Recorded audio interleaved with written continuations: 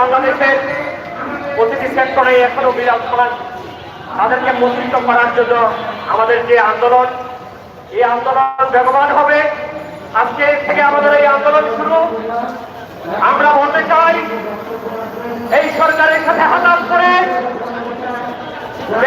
যেভাবে এখনো ক্ষমতায় আজকে ধরে রেখেছে, তাদেরকে আমরা যে কোনোভাবে বিতাড়িত করব। প্রিয় সাংবাদিক ভাই ও বোনেরা, আমরা আপনাদের উদ্দেশ্যে বলতে চাচ্ছি, আমরা দেখেছি এমটিসিতে এখনো সেই আওয়ামী লীগের দূষণ, যিনি বঙ্গবন্ধু সিনেমা নির্মাণ করেছিলেন, সেই মহিলা কি করে এখন এমটিসির এমডি নিয়োগ হয়। এই ফ্যাসিস্টকে কারা এখনো তাদের পিছন থেকে ক্ষমতা ধরে রাখার শক্তি জোগাড় করছে। আমরা জাতীয়বাদী সাংস্কৃতিক আন্দোলনের পক্ষ থেকে তাদেরকে যে কোনোভাবে বিতাড়িত করবো ইনশাল্লাহ।